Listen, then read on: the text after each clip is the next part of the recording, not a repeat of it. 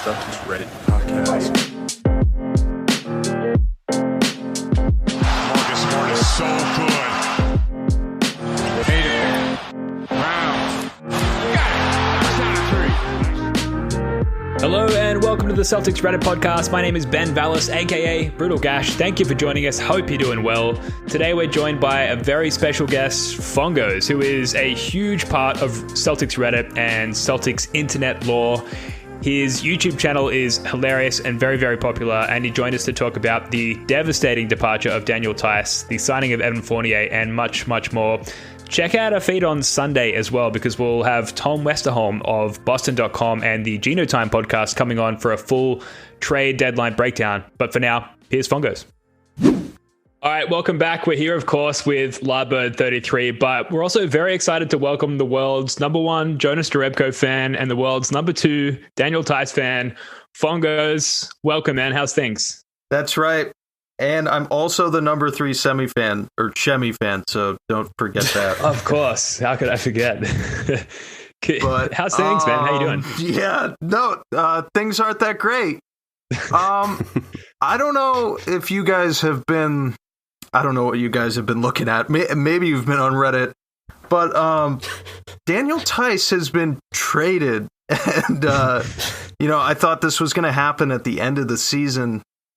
But here we are. And I'm still, just bear with me because I'm trying to come to terms with it. But yeah, it's a rough 16 hours, man. You know, you had said something on Reddit where it was like, in your mind, he hits that 3-pointer. Does he even get traded if that happens? You can't trade him. You can't trade him 16 hours after a game winner against the Bucks, right? People might have been kind of upset if they would have been more upset. I feel like Danny would have just done it anyway. He probably would. But he's a monster. He is a monster. I mean, dude, anyway, yeah, I was living in my own world and I was just imagining that shot going in. I literally tried to change universes. I tried so hard to get my brain, like my third eye, to just, Yeah, you live in the multiverse could have split off right there, and you could be living in a world where he's just celebrated as a hero of the Bucks game, and here we are in this Splinterverse.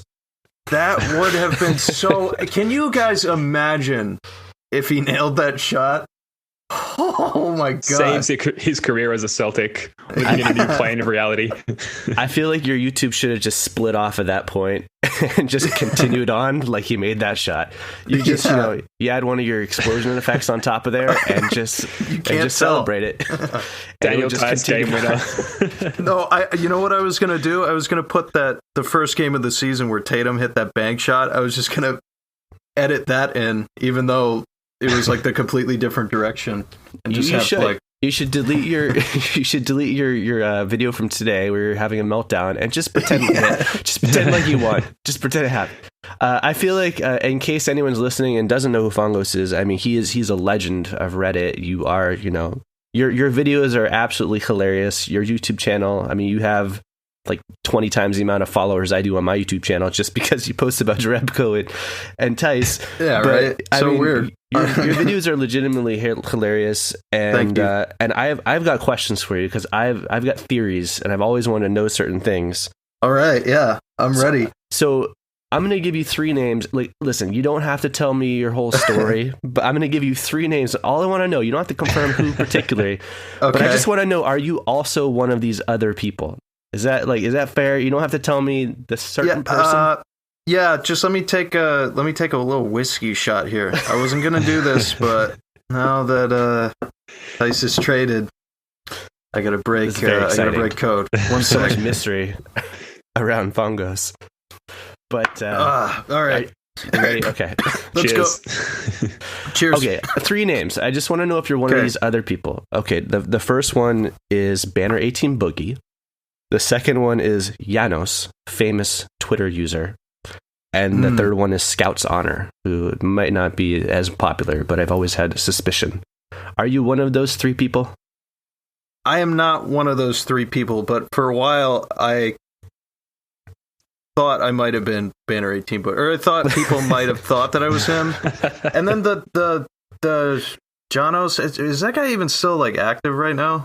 he pops up every once in a while. Everyone's convinced he's that's kind Danny of what Ainge. I do. Listening to you right now, I'm pretty sure you're not the same person as Danny Ainge, but I mean, I could have a voice modulator on. There's no way of knowing. I am curious to before we did this call, you told me that you have this, we're getting the logistics of this setup, and you told me you have a nice microphone, and obviously your YouTube channel, your videos are genuinely good. Do you do video other than that channel? Like, it's almost too good for it just to be the Daniel Theis Drebko. No, I mean, nothing else that ever took off. Like, I just kind of do my own art that like doesn't get views, and the only way I've ever gotten views is like memeing on something and then like trying to beat it to death and then getting people to rally around it somehow. That's happened. I've done that like a few times in like different mediums, but yeah, I mean, I've got just one other channel, and I just went to school for it, and like I work in tech, so I just work with computers, so that's about it.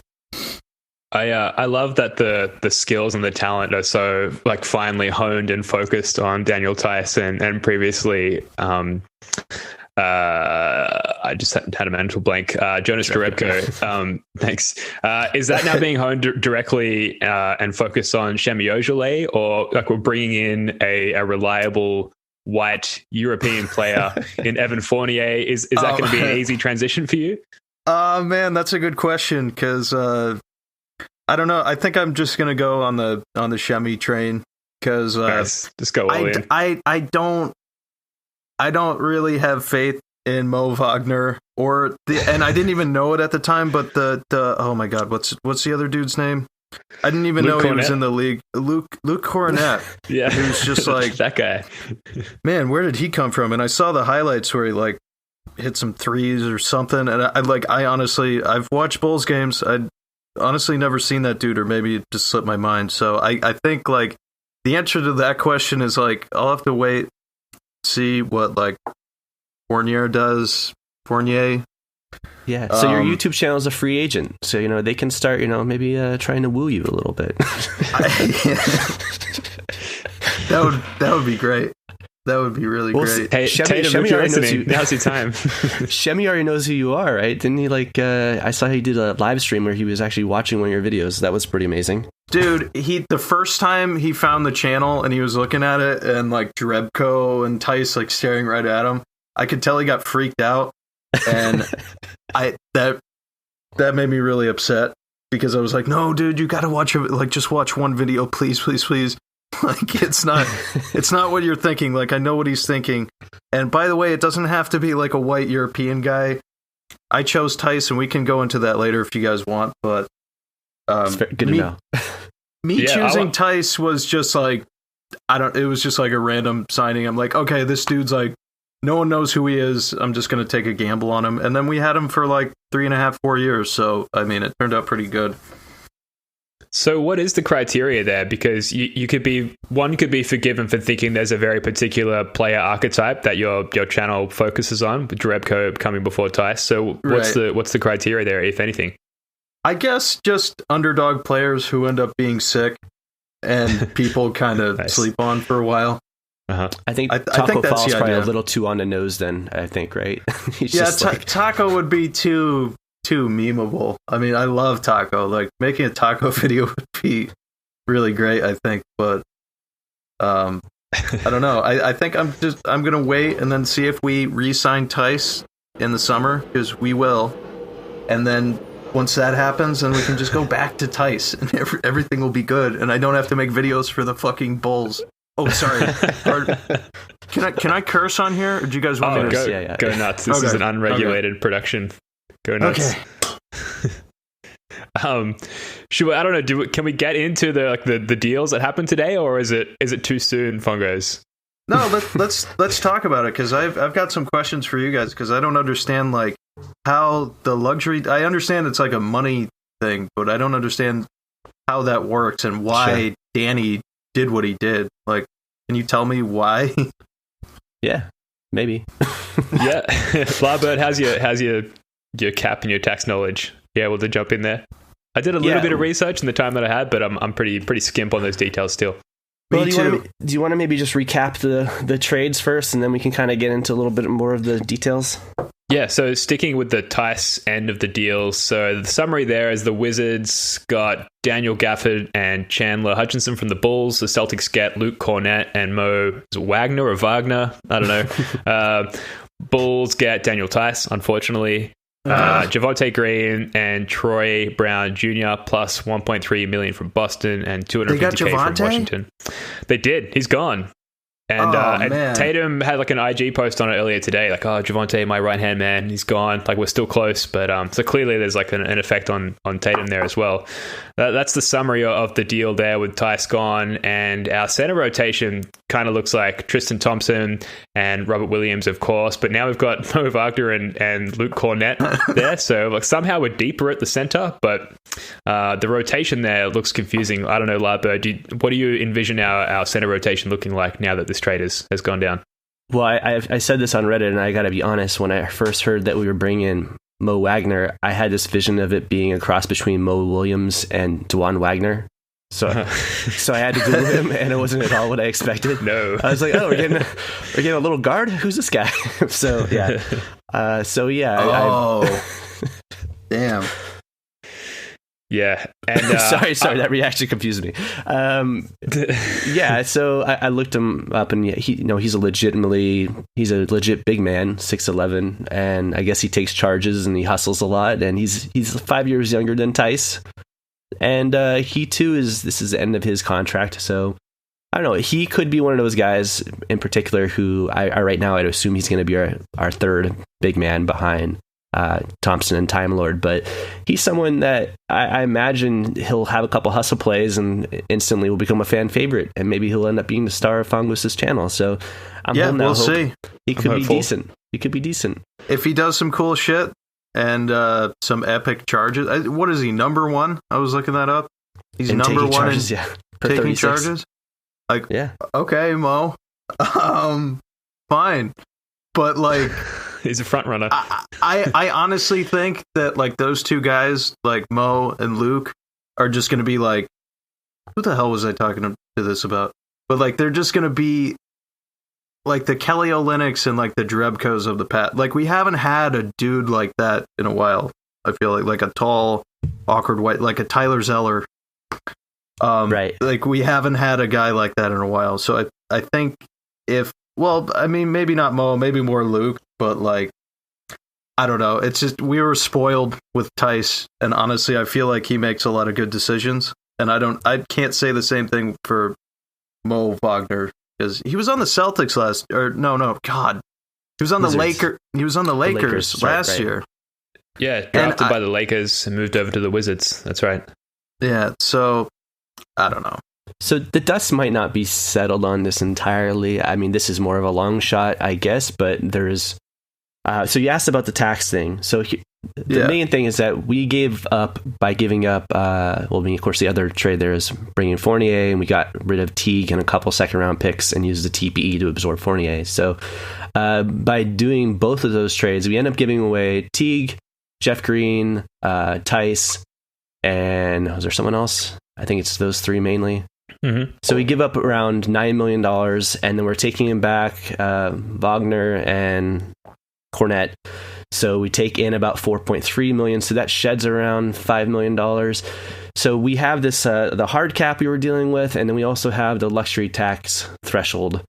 And by doing both of those moves, by getting rid of Theis' salary, we are now under the luxury tax threshold by, I think it's anywhere between 1.5 to 3 million. I've been trying to find details as well. We're kind of doing this on the fly, but we're still a couple million under the luxury tax threshold. And the key there is, so what's interesting is if you go to Danger Cart, who's a friend of the show, if you check out his Twitter right now, he's kind of in almost a bigger meltdown than you are, Fongos, because of he is freaking out. Yeah, I saw a couple tweets, and I don't know. I just don't. I guess I don't understand all of it. Yeah, I probably should, because I just can't make sense of all this. I mean, he's out there and he's like, I cannot express in words how fucked we are right now. So yeah, that's his take on it. I'm like, why though? Because okay, so what does that mean if we're like $1 million below the luxury? Like, what does that mean for me as like a fan? Like, does that mean that that means we can't sign people, or like does that mean like that's just what I don't get. Like the money side and with Wick or whatever, like I don't know, man. Honestly, so the tax bill is cumulative. So we enter we go above the tax threshold, and then our tax bill accumulates year on year. And even these billionaires, Wick, Grausbeck, and the like, have a limit to how much tax they can pay eventually. You know, if we let the tax bill accumulate over a 3 to 5 year period, then they're paying a shit ton of money for a team that, while the Nets and this form of the Lakers are around, might not be bringing us in a championship. So from their perspective as an investment, it might not be a good position to be in. We are under the tax threshold at the moment, and I did some digging. I read through all the tweets and replies and everything from Deja Cart's perspective, and it looks like, yeah, we are somewhere between $1 and $2 million under the tax threshold currently, which is great. But Fournier and Tatum, between them, have some incentives. So Fournier has a playoff incentive. I believe it's if he makes the second round, he gets an extra $450K. For Tatum, if he makes an all-NBA team, he makes some extra money as well. And if both of those guys hit those incentives, which they're kind of likely to if the team performs the way that we expect them to, then that actually pushes us above the tax threshold. So we begin that cumulative tax bill growth, for lack of a better term, and we do so without really being a competitive team. Like, we're not really a contender, but we're not really waving the white flag either. We're just kind of sitting in mediocrity, for lack of a better term, and yet we stand to maybe pay this tax bill. So I think that's maybe what's triggered the meltdown there from Danger Cart, and it makes sense because he's like the one guy who actually digs that deep and finds those numbers. But like from the fan perspective, I'm just fucking excited to have Evan Fournier on the team, right? Yeah, that's pretty cool, man. Yeah, like, and for 2 second-round picks, we actually got him cheaply, and it was finally a trade that Danny Ainge was willing to pull the trigger on because he came cheaply enough. And I think that we can maybe be excited to watch C's games again and have this hole in our bench lineup plugged, right? Presuming that he comes off the bench in the first place. We've actually got some shooting. We've got a little bit of size. I believe he's like 6'7". I don't know. It feels like Jeff Teague's gone, but aside from the whole tax thing, it feels like happy days. I don't know how you guys feel about the Fournier signing. What about you, Fongos? I really like it, and I would have liked it more if they didn't trade Theis at 3:00 my time today. I was blown away by that. I didn't expect them to do shit, and then I looked on wherever I looked, and I saw that. I'm like, okay, yeah. Oh, two second rounds, okay, like fine. Like I always, whenever we played the Magic, he always used to annoy me. Because he would destroy us. It seemed like that guy couldn't miss whenever he would play us. I don't know if it was just me, but I was like, I think like he's just a good player, man. Yeah, he's a lights out shooter. Yeah, and we saw it coming, Ben. You know, when I predicted it and I saw it in a vision. yeah, man. You saw it in a vision. No. Back in November, I was walking around Gig Harbor, Washington, and I walked by a little shop that said Fournier, and right in the distance I saw there was a psychic boutique. So I took a photo and I sent it to Ben, and I was like, "It's a sign. We're gonna use the TB to get Fournier." And sure enough, we did. Of course, you know, I've walked by many Ross Dress for Lesses, and we never added Terrence Ross, so who knows? But yeah, no, I think it was a good thing for sure. I mean, so listen, we've spent a lot of time this season talking about how if you wanted to put players next to Tatum and Brown, the main thing you'd want to get is a small forward who can spread the floor, can hit knockdown shots. This guy's a knockdown shooter. This is a great thing. He averaged 20 points this season, 18 last season, and consistently through his career. He's a legitimate, 45% from the field and 38% from three. He can hit free throws. He gets to the free throw line. He's a legit player. This is not like, even with Aaron Gordon, I guess we'll talk about that in a little bit, but even Aaron Gordon, he was a 40% three-point shooter this year, but it's probably a fluke. He's a career 32% three-point shooter and can't hit free throws. Like, Fournier is a legit shooter. We're getting someone who's a knockdown shooter. So this is exciting. We could talk about whether or not he'll be an upgrade defensively, but post-injury Hayward wasn't really a upgrade defensively that much either. So I'm not too worried about that. I just think it's a great talent add. So it's from just that standpoint, I mean, it's great. And I'm not really got concerned about the luxury tax thing. That's we talked about it a little bit there, but But to me, I love Danger Cart. I'd love to get him on the show later, down the line. I guess more of his perspective. But personally, it's like, it's not my money. I don't care. Like, that's what I'm saying. There's all sorts of routes we can take. They're not, comfortable routes, but we still have Thompson, who's making like 9-10 million next year. We could salary dump him. I know that everyone here loves Marcus Smart, but it's the final year of his contract. Maybe we would look to move him for a guy on his rookie scale. Maybe Kemba gets moved. Like, I don't think that it's the end of the world thing. Someone says, "Oh, we could be on the White Grossbeck might be paying $80 million on this team in tax next year," and it's like, well, probably not. And if he does, okay, whatever. It's his money. Yeah, of all the awesome things about NBA basketball, the least relatable from the fan perspective is like the tax bill of a billionaire NBA team owner, right? Like, it's really hard to make that connection and feel any sort of remorse or empathy for these guys. Like, who fucking cares? Like, and talking about incentives, there's one incentive should be pay the fucking tax. You want Tatum, you want Brown to stay on your team. You want to show them that you're willing to do anything to put them in a position of contention. Pay the tax, right? Wait, like, so that's all it is?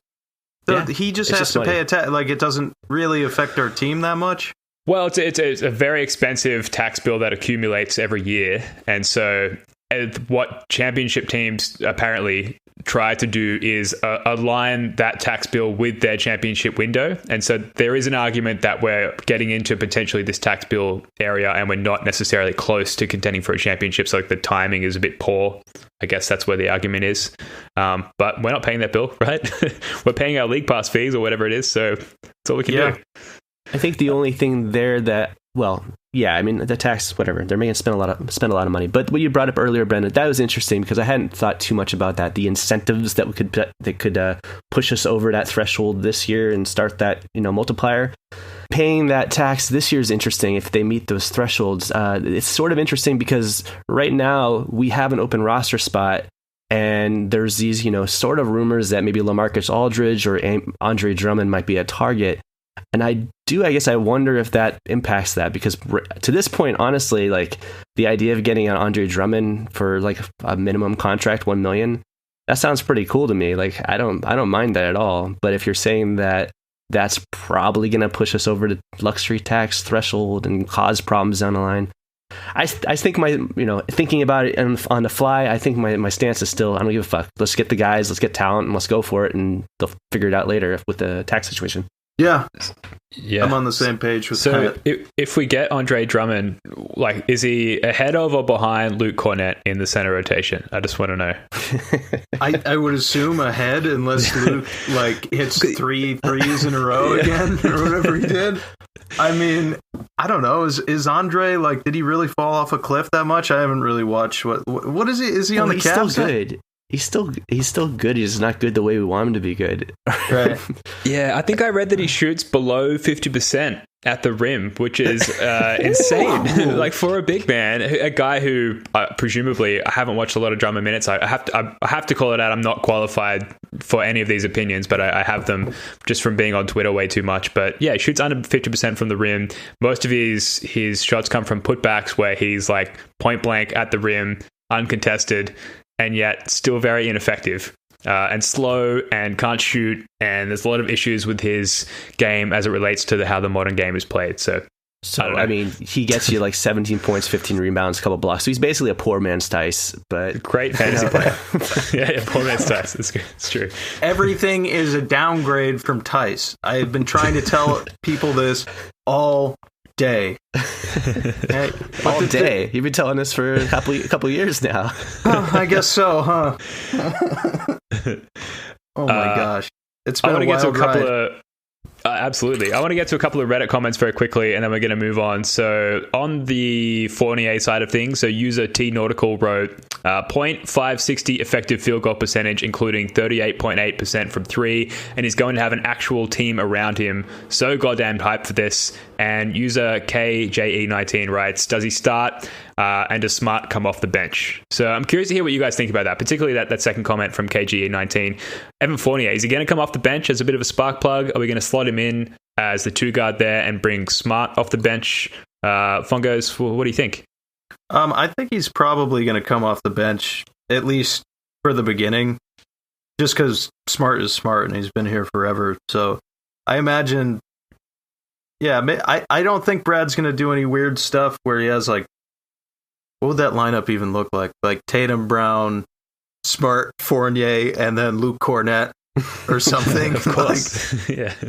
maybe. But no, I think that Smart's going to start, and then Fournier will probably come in pretty quickly, especially if Smart like starts going crazy. Then Fournier can come in and actually like knock down some shots. That'd be nice. We can't have Fournier start at center. He's only an inch shorter than Theis. Damn, is that true? It's true. Well, listen, like Theis is 6'8" or something, but my wife, every time he comes on the screen, she calls him arms. He's like, look at that guy. He's just all arms. He's going to hurt someone with those arms. She says that like every time she sees him.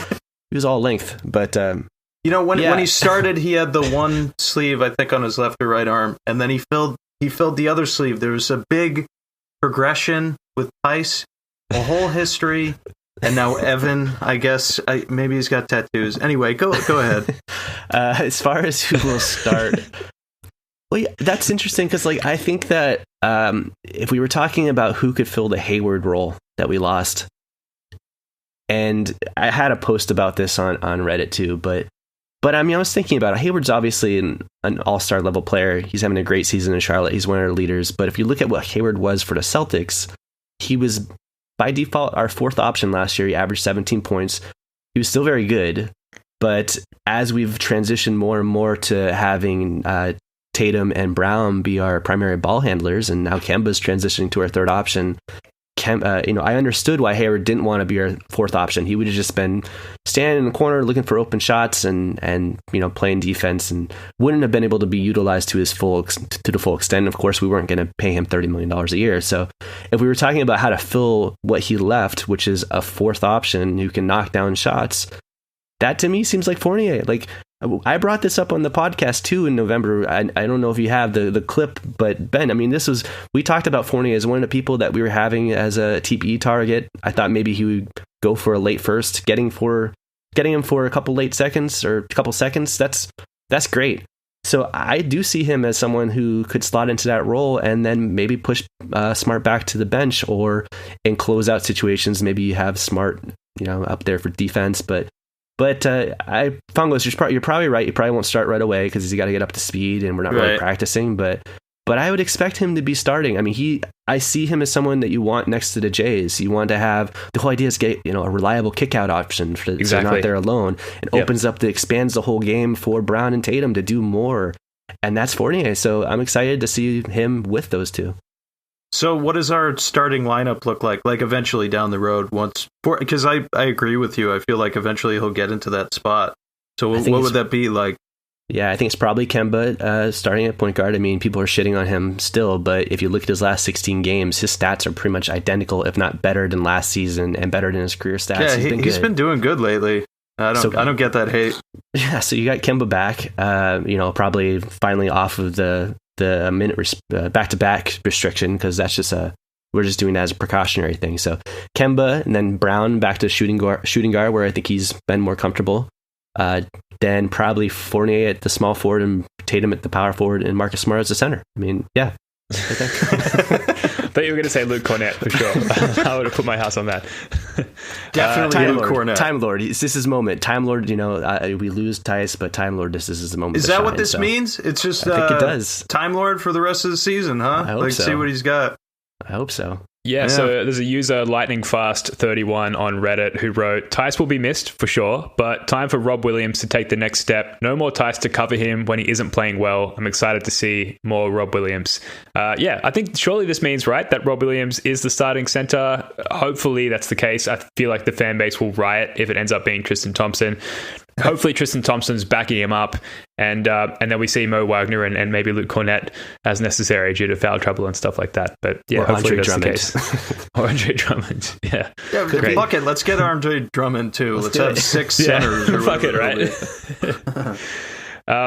Mark Murphy tweeted out today, maybe the biggest winner here is Marcus Smart, and according to a source, Ainge had assured his guard that he wasn't being offered around, that his name was being brought up strictly by interested teams. Probably a win for Marcus Smart today. His name was circulating quite a lot, and there was, I think it was Kevin O'Connor said on his podcast that Marcus Smart was definitely being traded. Obviously, that's not been the case, and it's kind of nice for Smart, who's the longest tenured Celtic, like for that vote of confidence to sort of be publicly made for him. But then again, he hasn't been particularly good in the clutch, and I know that that's sort of generated a lot of frustration throughout the fan base. Where are you standing on this, Fongos? Did you want to see Marcus Smart move somewhere, or are you happy that he's around, or thoughts in general on Marcus Smart? Definitely happy that he's still on the team, even though like I'm right there with people like being pissed off at him in clutch time, especially last night. That annoyed the shit out of me watching them come back and then kind of just, I mean, I guess Marcus didn't really have like many options, but like there's got to be something else that they could do that's not him. But I still think that, especially since he has been on the team for so long, I think it's important to keep him around, because otherwise it's just saying like, you know, you might as well move some other guys around too, because like, I don't know, as long as you keep I can't even say this anymore, but I was gonna say keep Tatum, Brown, Smart, I guess Time Lord now, just because he's been epic, and Theis, like that's, I don't know, that's all you really need in my opinion, because I think Smart's really important, but probably mostly on the defensive end. It would have been nice to get those games. I guess it could have gone either way, especially like what was the other close one before that? Was the Jazz one close, or did we just get blown out? I can't remember. Yeah, well, the score in the end wasn't close, but it was close until the final couple of minutes, until we gave up. Yeah. So I don't know. Last night I can't stop thinking about it, and I can't help but blame Marcus. And I think it's epic that at least Danny Ainge, Marcus's fault. It's all his. He passed. Why did you it to put Theis him, in that position? It's your fault, Marcus. Oh, he was yelling at him on the bench as well. I don't know if you guys saw that. That I love that people are just like, oh my god, is that why he got traded? Like, it's like people legitimately think, and like I'm joking, but these people legitimately think that because they argued on the bench and because Theis missed that shot, Danny Ainge was just like, okay, like, it's time to go, Theis. Well, Luke Kornet, come here. Like, we need you, man. Like, no. I think a lot of people saw it coming, and I honestly like tried to ignore it. But yeah, anyway, Marcus Smart, good to have on the team. I think he's a really important player, and I don't think he's do as well on another team. So I think that I don't think he would be as much of a culture builder as people think. I think he is like the culture of the Celtics team, not like he can't just go to like the Pistons and then like turn it around or whatever. So yeah. Any thoughts on that, Labed? Mostly just I want to give a little defense to Kevin O'Connor. It's another one of those examples where something is said in a podcast or interview, and then it kind of the words get twisted a little bit on Twitter or Reddit. So that's fair. He had never, I don't think, ever said. Well, he didn't say that Marcus Smart was definitely going to get traded. I think the actual context of that conversation, they were saying that Marcus Smart knew that his name was in trade talks. But anyways, not a big deal. Right. Just want to give love to KOC. But he was like, isn't that Joe's best friend? Anyways, yeah. he was a Redditor, right? Or something? He was a Celtics. Well, he's been on Reddit before, but he started on Celtics blog, and he used to write like a draft preview. And I mean, he was very reachable back in the day. I used to exchange emails with him about my fantasy basketball team, and now he's a big shot. But good for him. But the Marcus Smart thing. Yeah, I'm happy that he's not gone, especially because, I mean, some of the trade rumors that were going out there, or some of the trade suggestions, like trading Marcus Smart plus Nesmith plus like multiple first-round picks for Aaron Gordon. I was like, Gordon's okay, but that's like a Smart for Gordon as is like a sideways move, if not a downgrade. Like I don't. Yeah. And then you want to attach like our most recent lotto picks and first-round picks. I feel like we haven't really talked too much about the Gordon thing. There's a lot of fans that seem to be upset about it. I'm not. I feel like he's overrated. Me either. I think he's a glorified role player. He's good. Like 4 years ago, would have been super excited about getting him because we saw him as maybe being like the next Blake Griffin or something. But at this point, like he's 25, 26, and maybe I'll come to eat these words and have like an all-star season. But as is, it's like, I mean, he's not even what he went for isn't that huge of an offer. He's not that great of an asset. And the fact that he can't shoot, the main thing I wanted was shooting. And he's not a reliable shooter, even though he's shooting 40% from 3 this year. What would he do for us? What would he do? I guess he's switchable and switchable defense. Yeah. Oh, so he's a good defender. Because that's what I wasn't clear on, if he was or not. And he can dunk. I mean, people like him. I mean, the reason why he think he's more popular than he should be, considering his level, is because he's like dunk contest famous. Yeah, I mean, that's what it is. He's just famous. We see him and everyone knows him. But I'm not losing sleep over that. So the fact that we kept Marcus Smart and didn't do something like that, happy with that. I do still think, Ben, we've talked about it a little bit. I do think that there's a chance we move Marcus Smart in the offseason just because he's in the final year of his contract. And for all the reasons we talked about with the luxury tax and stuff, I 100% am convinced that some team will offer him a stupid contract. They'll be like, yeah, we'll give you $25 million per year to be our starting point guard, especially if he's been coming off the bench in the second half of this season. And then at that point, it's like, do you let him walk? So what would you pay? Preemptively trade him. But then don't you think Ainge preempts that and makes the trade for Aaron Gordon, given that he kind of feels like more of a, not so much a culture need, but a positional need, and he's signed again next year as well? I don't know. Like, if that's a likelihood, don't you think Ainge, preempts that and just goes ahead and trades him instead of the Nuggets trading Gary Harris and RJ Barrett for the same package? Well, it wouldn't have just been Marcus Smart. That's the thing. We would have had to have given up someone like Neesmith. I mean, there's like a Reddit post where someone's like, man, why would, Neesmith he's got to be better than that other thing that they got. But who says that we were at all interested in getting rid of our lottery pick midway through his rookie season when he's had no minutes to do anything? Like, they probably just prefer to keep those guys and keep Marcus and not do that. So this offseason, we'll probably see Marcus Smart's names in trade rumors, especially around the draft, because I think they kind of were doing that in last offseason. They were shopping him around, trying to get someone who had a rookie scale contract. So, I mean, that'll be a bummer when that comes. But for the time being, I love that he's here for our final run. And I do think we'll probably go on a run at some point and be a strong playoff player. Absolutely. We're going to go on another run. Absolutely. I really think so. We're going to go crazy again, like right before the All-Star break. Yeah. So finally here, Chris Forsberg tweeted, when the dust settles, the cost of acquiring impending free agent Evan Fournier will essentially be 4 second-round picks, Daniel Theis, Javonte Green, and Jeff Teague. Celtics take on Wagner, I don't know. I'm not going to figure that out. Wagner, They duck the tax for now and maybe have slot for a buyout guy and TPEs, always TPEs, which leads to the question, like they have freed up a roster spot here, supposedly to maybe poach someone from the buyout market. Fongos, start with you. Are there any buyout candidates that you're hoping the Celtics pick up? Honestly, I'm not even sure about that market. If you guys told me who was in there, and like, also when does that end? Like, there's so much stuff I don't understand, like about how, like, when and how it works. But like, okay, so is that like Otto Porters of the world? Is that like those type of players? Like who's available, or who would be available, do you guys think? Because then I could tell you. I think the 3 that they've mentioned is Otto Porter Jr. if he gets bought out, and then Drummond and LaMarcus Aldridge, and I don't think any of them have yet picked the team. LaMarcus Aldridge was rumored to be, I guess there was rumors that Boston might be interested in him, and then we've also seen rumors they might be interested in Drummond, so who knows, But those are the 3 main names, but it could also just be some kind of other role player. Boogie Cousins. Is Boogie Cousins signed?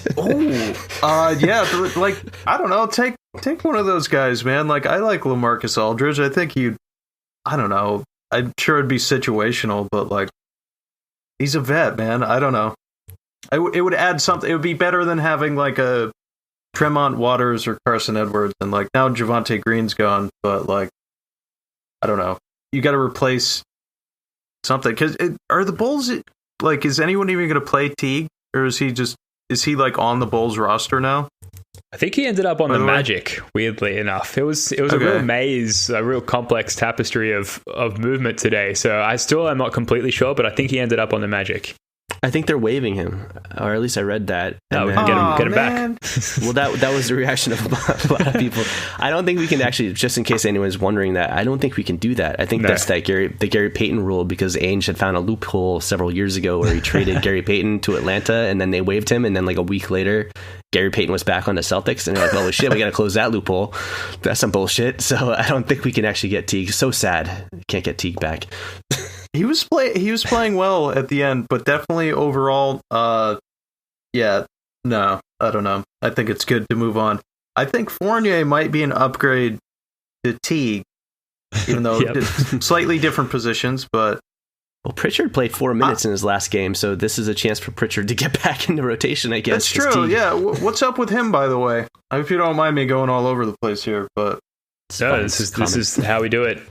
So I heard I saw Danger Cart tweeting out that that Ainge Billy Beaned Brad Stevens by getting rid of Jeff Teague and keeping Peyton Pritchard on the roster. It's like, man, you just got to play this kid. We just got to see what he is, and now he has no choice. Essentially, like, there's no other backup point guard really. So yeah, you probably hit a bit of a rookie wall, and you add in the knee injury that he had as well, where it like completely looked like a torn ACL, and then he fortunately came back after a strain 2 weeks later. Hasn't been exactly the same. Fatigue is probably a factor, but like he's clearly a talented player, and he clearly, being a senior out of college, knows how to play the game and is already pretty mature. So I'm excited for this like extra added role by default for Peyton Pritchard. Do you think that's accurate, Labed? Yeah, and as you were describing everything, if he actually is dealing with some rookie wall or injury symptoms, that might just be, it might be reasonable to have Marcus Smart get back into that backup guard role where he did kind of flourish. Yeah. Yeah. So, I mean, maybe that's where this goes, and we just have Fournier starting, and Smart's our sixth man, and then Pritchard can be back to that third role again, but behind Smart. so Fournier's he's playing tomorrow, right? It's a good question. I have no idea. I think with COVID and everything, it probably takes longer to make that transition. But I don't know. Either Like way, they're not even practicing, right? Like, can we Yeah. talk about that? Like, because I How does that work? don't get that. So they're not practicing, and then people are like, "Oh, the Celtics suck." Like, "Oh, what the fuck? I'm so sad." And then it's like, well, they're not practicing, right? Or at least Yeah. they're not that much. So like, that's where Brad is good, right? Like he's I think he's a good coach, or like getting the team together. If they're not able to do that, like, what the fuck do they even do? Yeah, it's a great I point. don't get that. I It's a do great not point. get that. I mean, yeah, I totally agree. How do you tinker and figure out what's going on if you don't even have time to practice? We talked about it a little bit, I think, a couple weeks ago, and we're like, our speculation is it has something to do with how much they had to do their actual COVID tests and the whole protocol and everything. But they're loosening up those restrictions, so presumably in the second half or the remaining part of the season, they actually will be able to have practice time. But as far as when Fournier can make his debut, I think they still have to do like medical clearances and all that, and probably like sign contracts or whatever. But Oh, come on. yeah. So I don't think he'll be tomorrow. I think he'll be probably the next game. Well, Unfortunately. all right, another shot then. I've It's just time. I've just refreshed Celtics Reddit to see if there's any more like content we can glean before we wrap up. And there's a post here by user Ep.123 who writes, "Is Luke Kornet the Joel Embiid neutralizer?" I'm not going to go into details here. Like there's some stats and some videos that they've included, but apparently Luke Kornet has like good defensive numbers against Joel Embiid. So go figure. Okay. Yeah. Let me ask you both. Have you been following the rest of the trade market? It looks like Miami's been making moves. They might add Aldridge and they add what's his name? Oladipo. Any teams that you're fearing, or at this point where we're so far out of it, we don't really give a shit about other teams? What's your feelings on the rest of the league? The Bulls, honestly, now, like, I think with Vucevic and Theis, I mean, come on, dude. They have to stay good. Like, there's no way they get worse now. So I mean that genuinely. Like, I think, I don't know. Yeah, we'll be behind the standings from Chicago as well, I guess. Yeah, we might face Tyson in the playoffs. We're Maybe in the only a game and a playoff, half. in the playing game. Don't no, don't say We're it. only a game and a half ahead of Chicago. This is actually plausible. You're right. This could happen. Ugh.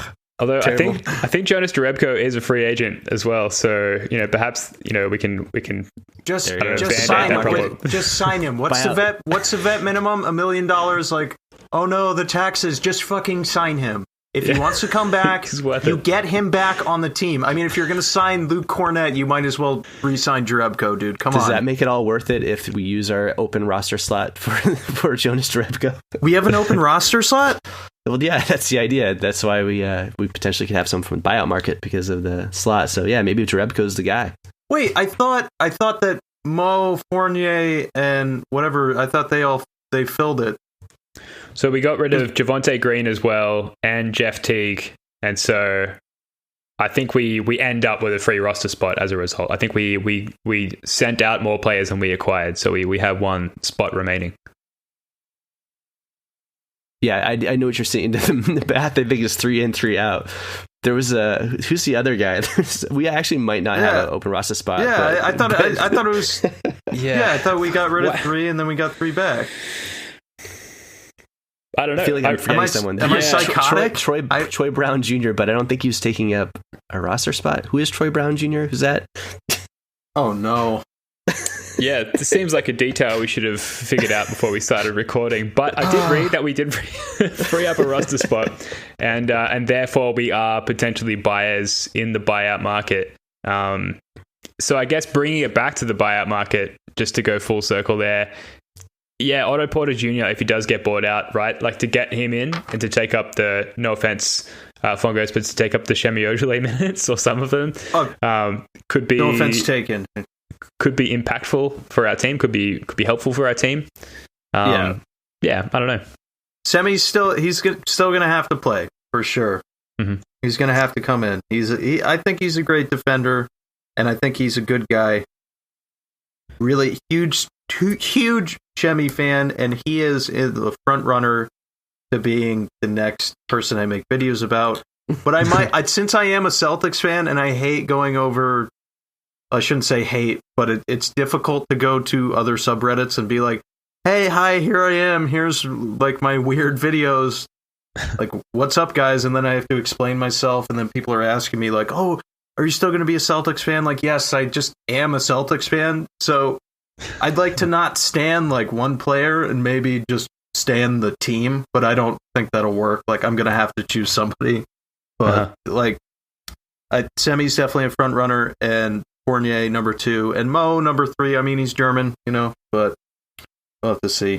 Just to put a cap on what we were just talking about with the open roster spot. Oh, I think we did end up sending 3 players and taking back 3 players, but I think the assumption was that Kornet or someone like Waters might get cut, and that would open up the spot. The Because Embiid even if that stopper. happens, even if we cut one of those guys, we could still technically have money under the luxury tax threshold. But then again, of course, if those incentives kick in, like Danger Cart was mentioning, that could screw that up. But yeah, I don't know. If we have the chance to add a tangible talent via minimum contract via the buyout market, I imagine that we will do that.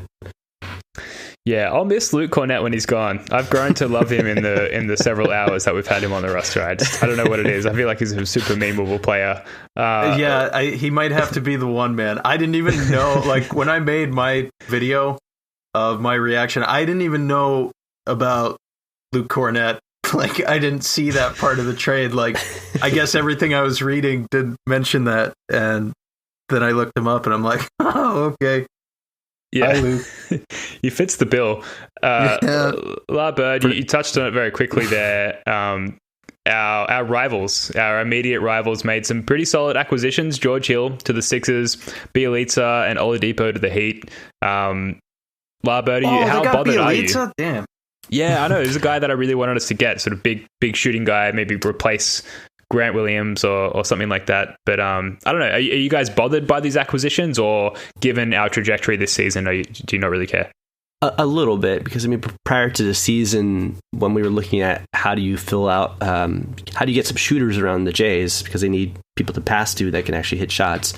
It's all those guys. So it was like Seth Curry and George Hill both end up on the Sixers, which were like the two guys I had mentioned in that article, and then And then you have Bielitsa, who's another one that I had mentioned, and now he's going to another rival. I mean, that it stinks a little bit, but we're in this position right now where we're 2 games under 500, and really it's just like focusing on how we get back on track, and come playoff time, we'll be dangerous. Like, that doesn't really factor too much into it. It's not like, oh crap, we would have beat Philly had not they added George Hill. It's just like, well, let's just get our shit together and see how it goes. And they only have one basketball. They're gonna be tough because of Embiid, but not because of George Hill.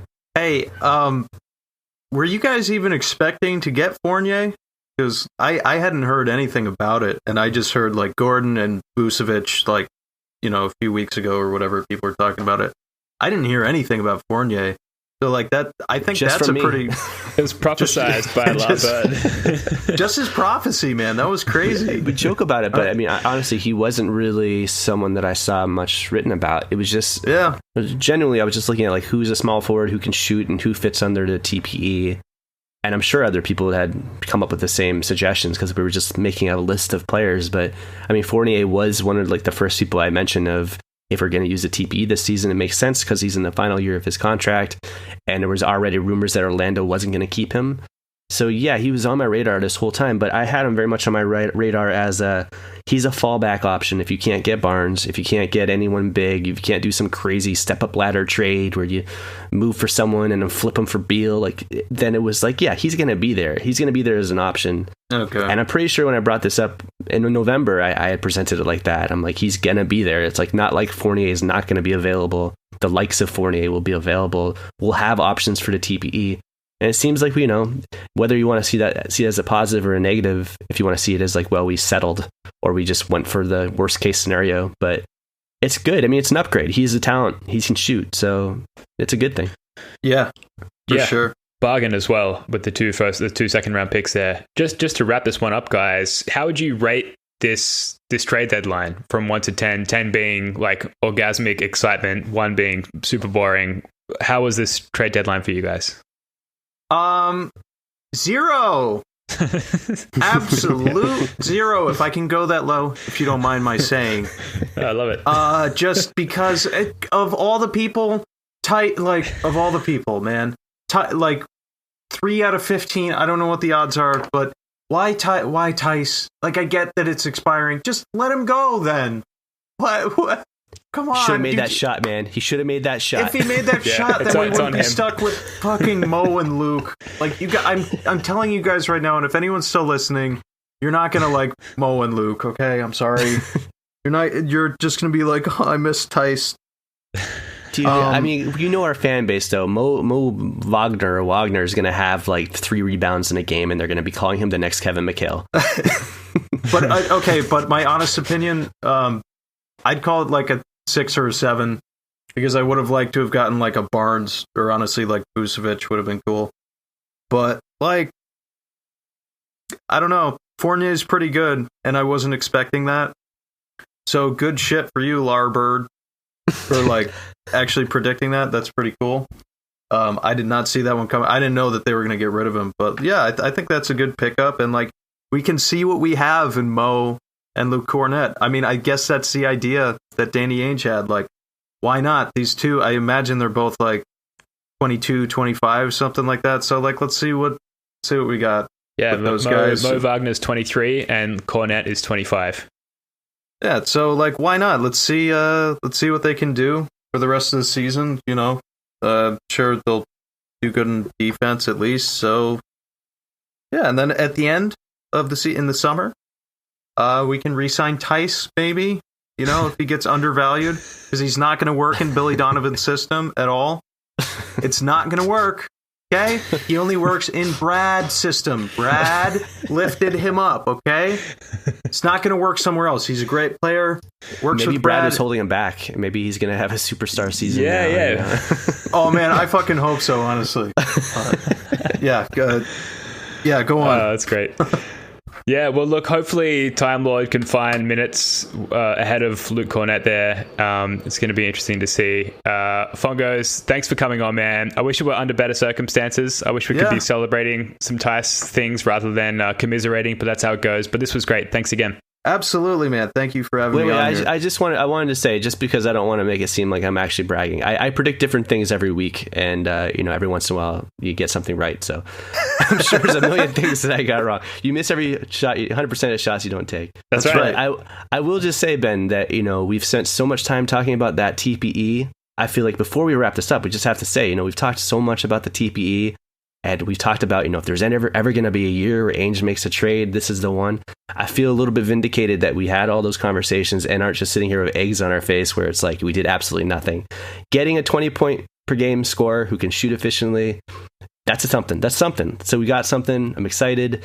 On a scale, I'd agree with Fongos, probably like a 6 or 7, and maybe a little bit more if we get an Andre Drummond or something in the buyout market. But I'm pumped. I think this is a great day. It was exciting. Well, there is still $11 million in TPE that could potentially be used in the offseason, so we can't say goodbye to our TPE fatigue yet. It will. The show must go on, unfortunately. And because Fournier is an unrestricted free agent, if he decides to leave, then we could just sign and trade him and get another big TPE. So we could just keep the TPE train moving, baby. I fully expect Fournier to do the whole speech. I want to get my number retired here.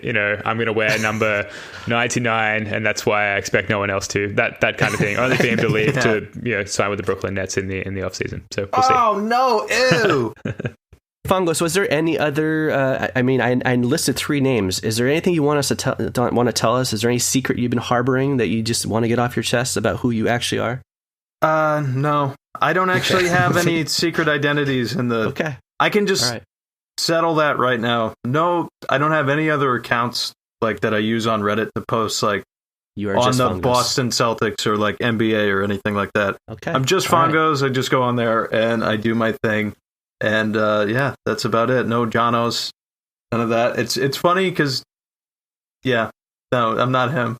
It's good stuff. All right, Ben, I give you permission to wrap it up. Yeah, sorry. Personally, I'm relieved to find out that you both aren't the same person. So that's, I think, maybe something the other fans can resonate with. But Fongos, this was great. You're welcome back anytime. Thanks again for coming on. Yeah, thank you guys. That was great. All right, that's going to do it for this one. Thanks to Fongos. That was awesome having him on. Thanks to Larbird33. We'll be back on Sunday with Tom Westerholm for our in-depth trade deadline breakdown. Until then, go Celtics. Peace.